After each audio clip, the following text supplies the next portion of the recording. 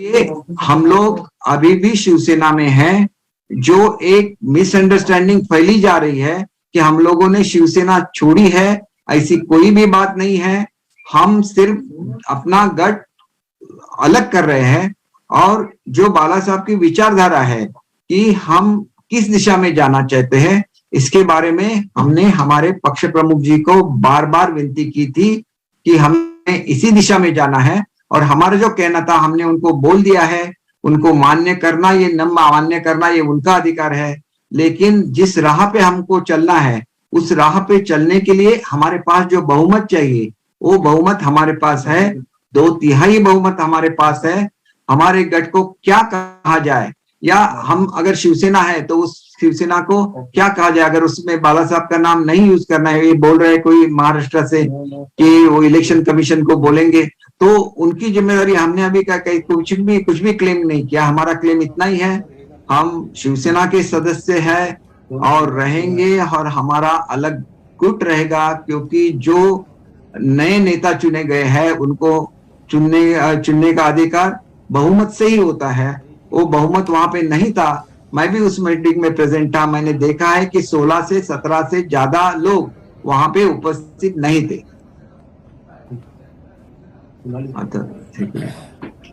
तो आपको कुछ सवाल पूछना होगा तो आप जरूर पूछिए, लेकिन उससे पहले मैं आपको एक चीज बोलना चाहता हूं कि मेरी एक रिक्वेस्ट है ऑनरेबल चीफ मिनिस्टर से कि वो कॉन्स्टिट्यूशनल हेड है महाराष्ट्र के, तो उनका ये कर्तव्य है कि आज जो दंगे चल रहे हैं महाराष्ट्र में, वो तुरंत एक बार वो कॉल करेंगे तो ये सब दंगे बंद हो जाएंगे, और ये उनका कर्तव्य है। और वो बहुत ही कर्तव्य दक्ष मुख्यमंत्री है, तो हमारी उनसे विनती है कि ये जल्द से जल्द अपना जो मुख्यमंत्री का कर्तव्य है वो पूरा करे और महाराष्ट्र की जनता को रिलीफ दे।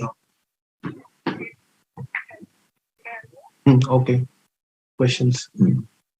अब आप क्वेश्चंस पूछिए, एक एक करके पूछिए।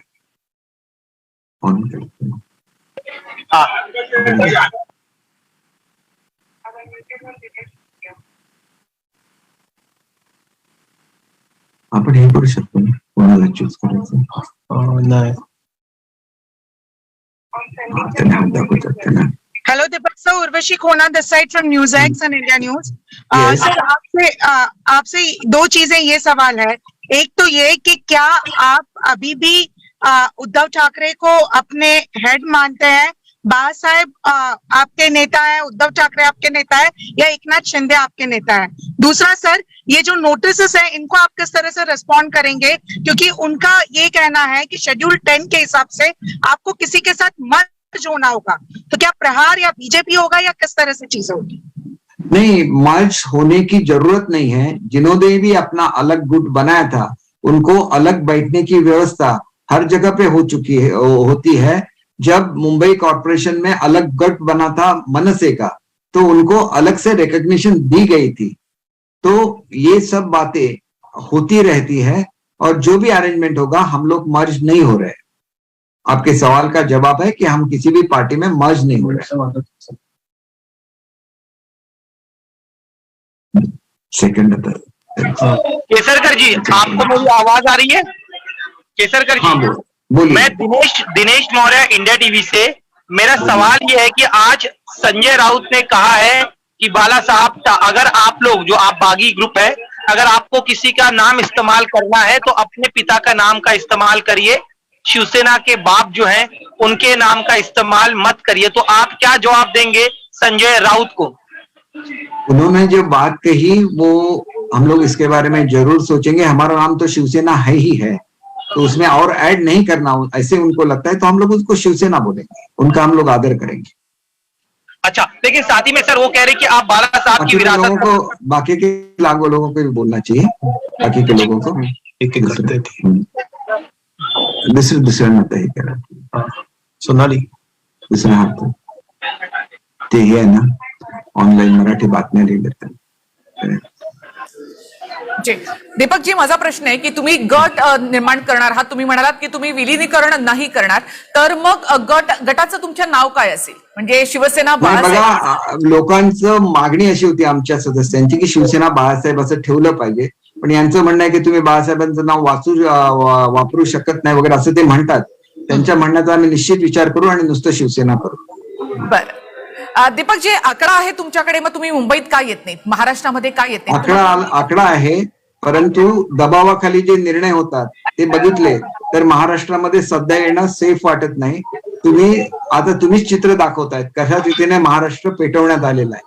आणि हा पेटवण्यामध्ये ज्या व्यक्तीने रस्त्यावर उतरायला सांगितलेलं आहे त्या व्यक्तीवर कोणतीही कारवाई महाराष्ट्र शासनाने केलेली नाही. असं जर दुसऱ्या कोणी सांगितलं असतं की रस्त्यावर उतरा आणि दंगली करा तर तुम्ही त्याला सोडलं असतं का? मी या खात्याचा मंत्री राहिलेलो आहे. ताबडतोब तुम्ही त्याच्यावर कारवाई केली असती की नाही?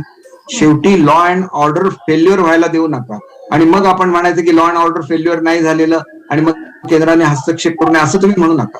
तुम्ही ते लॉ अँड ऑर्डरचे जे नॉर्म्स आहेत ते पाळा, कारण तुमचं ते घटनात्मक कर्तव्य आहे. दीपक जी, उद्धव ठाकरे असं म्हणतात की तुम्ही इथे येऊन का बोलत नाही? तुम्ही इथे या, तुम्ही आमची माणसं आहात, तुम्ही आमच्या शिवसैनिक आहात, इथे या आणि इथे बोला. मग इथे का तो संवाद होत नाही? संवाद आम्ही केला ना मॅडम. येण्यापूर्वी मी उद्धव साहेबांना भेटलो, त्यांच्याशी बोललो, 5 सिनियर मिनिस्टर्स त्यांच्याशी बोलले.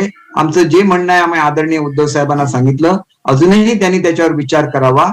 आणि मला एवढंच सांगायचं आहे की तुम्ही रस्त्यावर उतरण्याची भाषा आदरणीय राऊत साहेबांनी केलेली आहे, परंतु आम्ही इलेक्शन लढवली ती सेना भाजप युती म्हणून लढवली. ज्यावेळेला आम्ही भाजपला सोडलं त्यावेळेला भाजपची रस्त्यावर उतरले का लोक? उतरले नाहीत. खरं तर आम्हाला युती म्हणून मतदान झालेलं होतं, नाही केलं त्यांनी. तसंच जे काय होईल पुढच्या काळामध्ये जो निर्णय होईल तो स्पोर्टिंगली स्वीकारला पाहिजे. तुम्ही आजच का म्हणता की आम्ही भाजप बरोबर जाणार आहे? आम्हाला ज्याला म्हणतात की तुमच्या नेत्याला बदला, त्यावेळेला आम्ही म्हटलं की आम्ही नेत्याला बदलणार नाही, कारण आमचं 2/3 बहुमत आहे. ज्यांचं 2/3 बहुमत आहे ते त्याला मान्यता आहे घटनेने, ती मान्यता आम्हाला मिळावी. आता ती का पेंडिंग ठेवली हे तुम्ही उपाध्यक्षांना विचारलं पाहिजे. तो त्यांचा प्रश्न, त्यांचं प्रियोगिटिव्ह आहे. ती फार मोठी पोस्ट आहे, त्याच्याबद्दल मी काहीच बोलणार. उद्धव ठाकरेंनी तुम्हाला गद्दार असं म्हटलेलं आहे, त्यावर तुम्हाला काय म्हणायचं आहे? आणि दुसरी गोष्ट म्हणजे त्यांनी असं म्हटलंय की तुम्ही तुमच्या बापाच्या नावानं मतं मागा, माझ्या बापाच्या नावानं तुम्ही मतं मागू नका. तर यावर तुमचं काय अधिकृत मत आहे? बघा, आम्ही कोणाच्याच नावाने सध्या मतं मागितलेली नाही, कारण 2.5 वर्षानंतर इलेक्शन आहे. आणि त्यांना मला एवढंच सांगायचं आहे की आम्ही कुठल्याही पक्षामध्ये उभं राहून निवडून आलेलो आहोत. त्याच्यामुळे फक्त शिवसेनेच्या नावावर लोक निवडून येत असतील तर सगळी लोक ज्यांना उभं केलेलं आहे शिवसेनेने सगळ्यांना निवडून आले असते. परंतु त्याच्यामध्ये उमेदवाराचं सुद्धा गुडविल असतं, अधिक पक्षाची मतं असतात. अशी मतं प्रत्येक पक्षाकडे असतात. जशी ती शिवसेनेकडे आहेत तशी ती काँग्रेसकडे आहेत, तशी ती राष्ट्रवादीकडे आहेत आणि तशीच ती भाजपकडे सुद्धा आहेत. म्हणून जो पक्ष आपलं त्याचं असलेलं लोकांमधलं त्यांचं मतदान अधिक चांगला उमेदवार देतात त्यांचे उमेदवार निवडून येतात. आज तरी महाराष्ट्राच्या विधानसभेमध्ये किमान 70 ते 80 उमेदवार असे आहेत की किंवा 100 उमेदवार असे आहेत की ते कुठल्याही पक्षाच्या चिन्हावर उभे राहिले तरी ते निवडून येतात. आपल्याकडे विखे पाटलांचं उदाहरण आहे. पूर्वी ते काँग्रेसचे नेते होते, भाजपच्या चिन्हावर उभे राहिले, भाजपवर निवडून आले. अशी लोक असतात, कारण त्यांचं काम त्यांच्या मतदारसंघात असतं, त्यांच्या जिल्ह्यामध्ये असतं. तर आपण त्याला चॅलेंज करू शकत नाही. ही बोलण्याची पद्धत आहे राऊत साहेबांची आणि ती पद्धत आम्ही फारशी सिरियसली घेत नाही.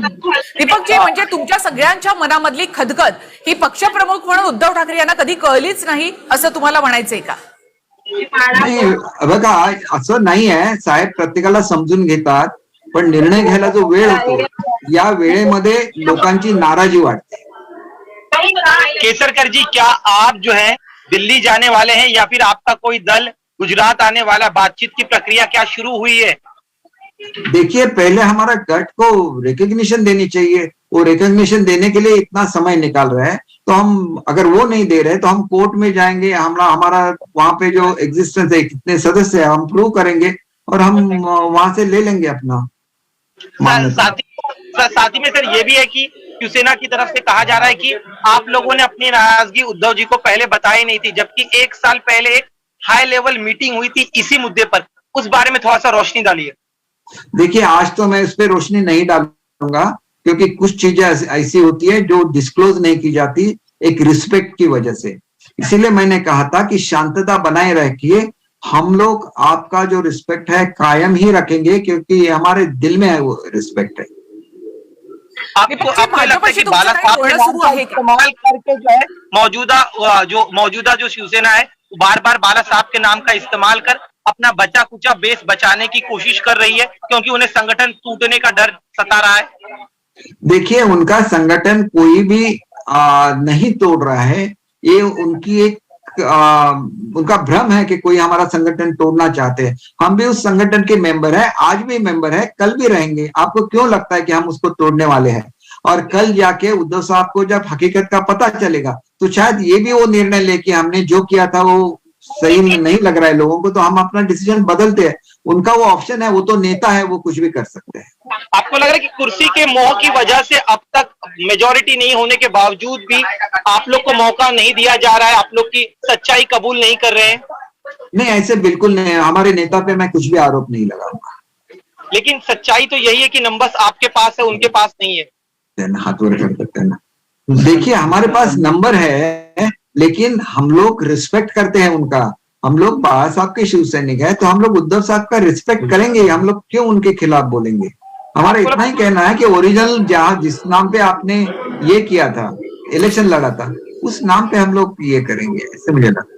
दीपकजी, महाविकास आघाडीतनं काही झालं तरी बाहेर पडायचंच आहे, भाजपसोबत जायचंच आहे, हे खरं कारण एकाकडे म्हटलं जातंय, बाकीची कारण अशीच दिली जात आहेत का खरंच घुसमट झालेली होती, 2.5 वर्ष एनसीपी संपवते शिवसेनेला, हे सातत्याने तुमच्याकडनं सांगितलं जात होतं? हे सातत्याने सगळे आमदार मला सांगतायत। खरं तर काय, मी एनसीपी मध्ये होतो, त्याच्यामुळे माझे सगळ्या मंत्र्यांशी चांगले संबंध आहेत, पण माझे एकट्याचे चांगले संबंध असून काय उपयोग आहे?